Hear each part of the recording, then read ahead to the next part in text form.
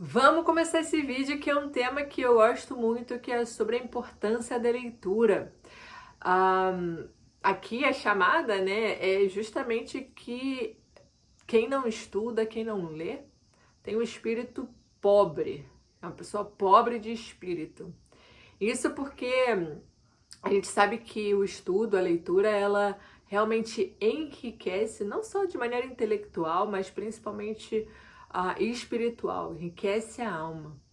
A gente pode pensar nisso por várias frentes, mas o mais importante é ter o estudo e a leitura não como simplesmente ou somente quando se necessita um título acadêmico, quando precisa ir de um certificado de um cursinho, né? Até porque quando a gente para pensar, não todas as faculdades, mas a maioria, assim, é para você ter ali um conhecimento técnico, você às vezes faz ali algum tipo de reflexão numa matéria que seja um pouco mais humana ou que tenha algum tipo de influência histórica ou filosófica nas cadeiras ali da faculdade, mas no fim das contas a gente está fazendo mesmo para poder passar de ano, para poder ganhar aquele diploma, falar que está graduado, seja na faculdade, seja no mestrado, e acabou, né? E aí morreu aquilo ali, né? Só que obviamente isso não é para todo mundo, não são todas as pessoas que pensam assim, mas um fator muito, mas muito, mas muito certo é que quem busca o estudo, busca o conhecimento de maneira longeva e assim ao longo da vida, desde quando começou até o fim da sua vida, ela tem o seu espírito, a sua alma enriquecidas, assim. E isso não precisa ser muito inteligente para ter que refletir um pouco sobre o quanto a leitura de clássicos ajuda a gente, nos influenciam, né, em compreender, às vezes, personagens e temas complexos da vida, ou até mesmo estudar filosofia, nos faz ter contato com sabedorias milenárias, com pensamentos assim que até hoje trazem solução para situações que parecem ser muito, muito básicas da vida, mas quanto mais antiga a solução, quanto mais antigo é o problema, é melhor buscar a solução mais antiga também, né? Não tentar, pelos meios mais modernos, solucionar alguma coisa que existe uma solução, talvez, numa sabedoria milenar. Um exemplo básico aqui seria, não sei, como emagrecer, por exemplo. Existe hoje várias formas rápidas e simples de emagrecer, modernas, né, as canetinhas aí famosas, e existe também sabedoria milenar de como comer alimentos nutritivos, de quais são esses alimentos, que certamente não são alimentos industrializados, e isso vem aí desde sempre, não é uma novidade, e que muitas pessoas vêm ganhando dinheiro, inclusive, que bom, por relembrar conceitos básicos que estão guardados que são tesouros, né, que estão guardados no tempo. E isso estão sendo resgatados por conta de estudos, de pessoas que vão buscar. Hoje em dia existem várias maneiras de estudar. Temos o YouTube aí para isso, para aprender conceitos que podem ser desde o mais básico ao mais profundo. Sei lá, você quer aprender sobre programação, você pode aprender conceitos básicos, o que é programação, do zero. E aí, mais para realmente a programação em si, como construir ali os códigos, e o que é front-end, back-end, como trabalhar em um e em outro. Eu não entendo nada disso, mas estou aqui jogando palavras. Mas é possível encontrar esse tipo de conhecimento, existem, imagino, livros também. Então, assim, estudar não precisa necessariamente estar ligado a diploma ou algum título acadêmico. Agora, o que sabemos é que quando a gente consegue estar em contato com clássicos, estar em contato com livros mais que foram comprovados ser bons ao longo do tempo, a gente é como se a gente estivesse encontrando com um mestre, com uma pessoa que nos vai guiar ali naquelas 400 páginas, enfim, 500 páginas. Ela vai, sei lá, contar sobre a vida dela, o que ela conseguiu, o que ela fez, os altos e baixos, se for uma biografia, uma autobiografia. De repente é um romance, né, uma literatura romântica, né? E aí, no caso, vai ser, sei lá, vai ser um clássico como Dom Casmurro, que antes a gente não gostava de ler na escola. E aí, depois de mais velho, depois de ter um pouquinho mais de vocabulário, a gente começa a compreender melhor o que é aquilo ali.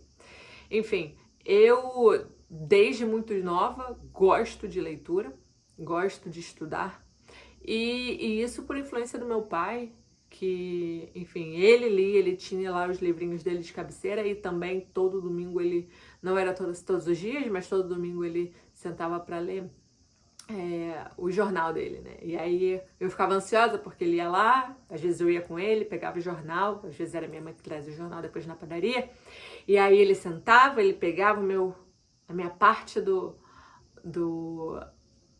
jornal, que era o globinho, e aí começava a ler. E eu lembro que depois, assim, eu deveria ter, sei lá, uns 9 anos, 10 anos, eu sinceramente não sei, mas por aí deve ser. Eu comecei a querer ler a parte de economia, o caderno de economia, e aí eu não entendia nada, obviamente o vocabulário bem acima do meu nível, mas e quando tinha algum país ou algum tema que eu achava, assim, sei lá, interessante, por algum motivo me chamava a atenção, eu perguntava pro meu pai, e aquilo era motivo de conversa com meu pai, era um motivo bom de sentar, enfim, bater papo com meu pai, né? Enfim, a leitura, o estudo, ela acaba nos gerando algum tipo de conexão mesmo com outras pessoas, porque existe o que falar, existe um papo. Eu não preciso ser uma grande especialista em alguma coisa, mas eu posso, por exemplo, se alguém numa conversa, conhecendo pessoas, surgir algum papo, né, algum tema em que talvez eu já tenha passado um mínimo, né, de leitura, eu não vou ficar do tipo, eu não preciso necessariamente trazer a minha opinião, eu não preciso ter opinião sobre tudo, mas eu posso minimamente entender sobre o que está sendo dito, né? Ou não ficar boiando, né? Ou então até mesmo saber fazer as perguntas certas, porque existe algum tipo de leitura prévia, algum ponto de partida de comparação, né? Então, assim, quando a gente lê, quando a gente estuda, a gente meio que transcende o tempo e espaço. Justamente porque, seja boa sorte ou não, a gente está vivendo essa época, e essa época temos recurso vasto, seja digital ou físico, e muito registro do passado para poder estudar. Enfim, eu poderia comentar também a importância de estudar história, de estudar coisas específicas, principalmente história e filosofia, mas não é o tema agora. O importante é que justamente trazer aqui essa consciência de poder estar em contato, poder ler e buscar na fonte, beber da fonte, né? de onde grandes líderes ou grandes pessoas registraram o seu conhecimento, seja na forma de romance, seja na forma de ficção ou de não ficção. Então, imagina só uma pessoa que talvez seja a sua situação, ou de alguém que você conheça, mas que vive a vida sem nenhum tipo de estudo, sem nenhum tipo de leitura, sem nenhum tipo de esforço intelectual, e só vive a vida ali, sei lá, consumindo séries, vendo ou consumindo músicas de baixa qualidade, enfim, aquilo ali acaba, no fim das contas, enraizando no nosso consciente ou subconsciente, sei lá, e de uma certa maneira na nossa alma, é como se fosse uma coisa espiritual mesmo. E isso é como se fosse, afeta mesmo, afeta de maneira crônica, que a gente acaba entrando num looping de realmente não conseguir enxergar o quão mal estamos vivendo, porque não existe uma reflexão, não existe um abrir os horizontes, não existe um enxergar além do que eu posso ver, porque com os livros a gente consegue fazer isso, a gente consegue ter contato com sabedoria milenar, mas também de lugares que nunca estivemos, né? Eu agora, nesse instante, hoje estamos em agosto de 2025, estou lendo 3 livros ao mesmo tempo. Pelo menos eu gosto, eu não vejo problema nenhum em ler mais de um livro ao mesmo tempo. Isso não atrapalha em nada. E eu tô lendo esse livro aqui, um livro no Kindle, e o outro é um romance que tá ali na minha biblioteca. E neste livro, que inclusive fala, o sensei, né, da Sakakeda, meu mestre, ele fala sobre a importância da leitura. E foi inclusive por isso que eu decidi fazer esse vídeo aqui. E aí, sobre ler bom ou mau livro, né, porque às vezes as pessoas falam, tá bom, então eu vou ler, mas o que eu vou ler? Uma coisa não vá por porcaria, começa com clássico, começa com o que tá aí comprovado no tempo de que é bom. Se você gosta de ficção, vai para os clássicos, faz o que mais tem a lista aí de clássico, de pessoas que têm clube do livro com livros que estão, enfim, comprovados no tempo que são bons, né? Sei lá, pode ser livros do Victor Hugo, Os Miseráveis, O Conde de Monte Cristo, enfim, de repente clássicos até mesmo em português. Eu, quando criança, adorava ler Fernando Sabino, e eu acho que não precisa ser criança ou adolescente para ler os livros de Fernando Sabino. Enfim, na verdade, agora parece que tá me faltando aqui palavra, mas o que mais tem é livro para vocês acharem. E aí o sensei fala nesse livro aqui o seguinte, uma pessoa descreveu certa vez os maus livros como mensageiros da degradação, guias para a delinquência, armadilhas para a miséria e um veneno traiçoeiro. Os bons livros são, por sua vez, tão maravilhosos quanto um extraordinário professor, um fiel confidente, um pai ou uma mãe. Eles contêm um manancial de sabedoria, a fonte da vida, a brilhante iluminação e a bondade humana. Então, assim, a leitura, ela é justamente isso. Uma boa leitura, ela consegue preencher aquele vazio no seu tempo ocioso. E aí a pessoa vai e decide se entorpecer com série. Cara, eu não tô falando aqui que eu não vejo série, não. Me amarro, eu gosto muito de assistir série. Só que eu sou muito passiva quando eu tô vendo vídeo, quando eu tô vendo série. A não ser que eu use aquele meio ali, aquela mídia para pegar e fazer as minhas anotações, né? Olha só, eu tenho caderninho de anotações. Se você faz isso, caramba, eu vou sentar aqui e eu vou consumir este material, esta mídia em vídeo, para estudar. Aí eu não estou sendo tão passiva. Do contrário, você está só recebendo, e acabou. Aquilo ali acabou. Daqui a uns 2, 3 dias, foi só de repente, um bom filme ou uma boa série que você assistiu. Acabou. Pode até virar tema com alguns amigos e tal, mas não existe intelectualmente algum tipo de trabalho ou até mesmo de reflexão. Se sim, vai ser por pouco tempo, mas quando você lê, aquela reflexão acontece no momento da leitura, você degusta aquela leitura, às vezes você para, você pensa. No meu caso, por exemplo, que gosto de anotar, eu anoto no livro, eu não tenho esse problema. Eu sou bibliotecária, mas eu anoto no livro. Eu tenho meu livrinho de anotações. Esse aqui já é outro. Mas esse aqui tá no início. E é isso. É isso, deixa de ser a leitura, ela não é passiva, ela é totalmente ativa. Porque existe o esforço de ler e de refletir, de compreender, né?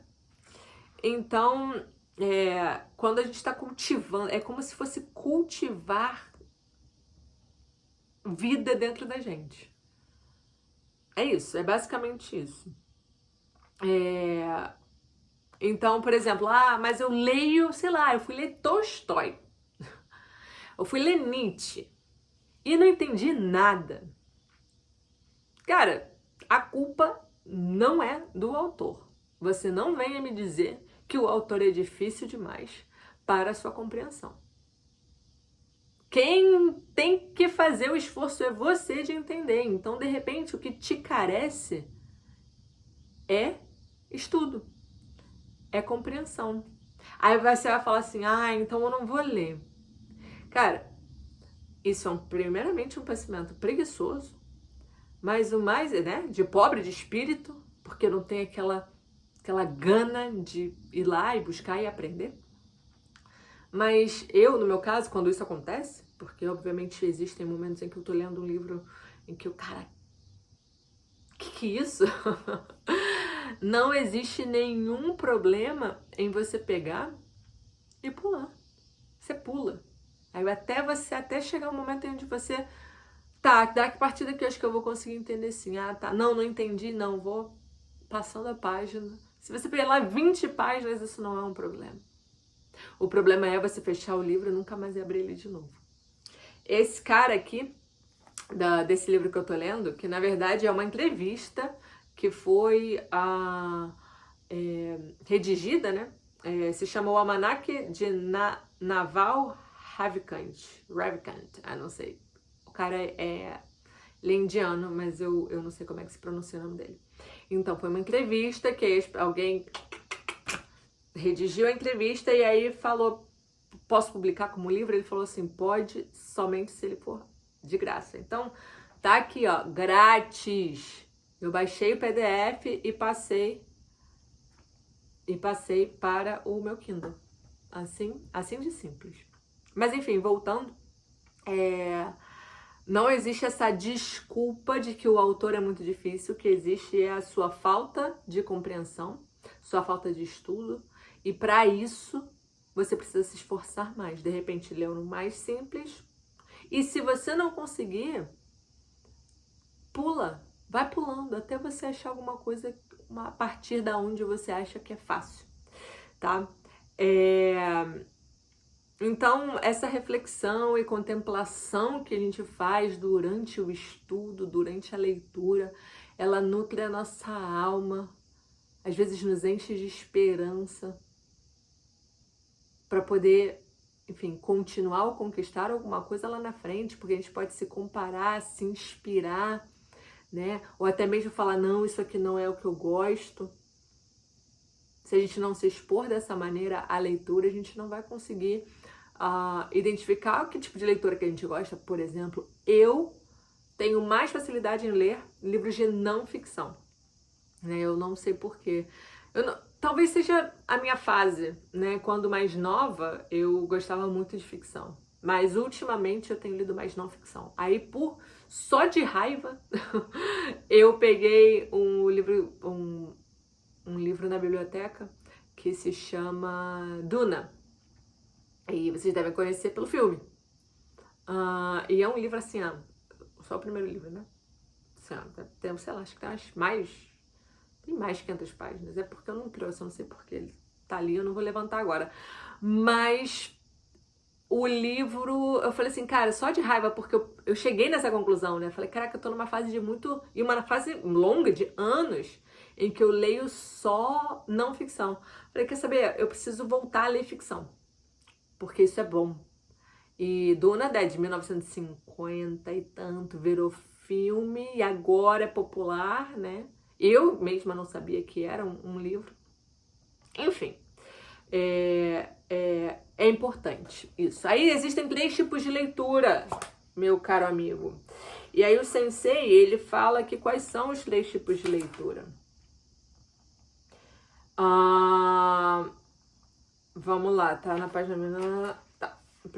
Existem muitas formas de ler um livro. Uma delas é ler apenas por prazer, simplesmente seguindo o enredo, mas essa é uma forma muito superficial. Outra é refletir sobre o que motivou o autor a escrever o livro, sua base histórica, os elementos sociais da época, os personagens da história e as ideias e intenções que ele desejava expressar.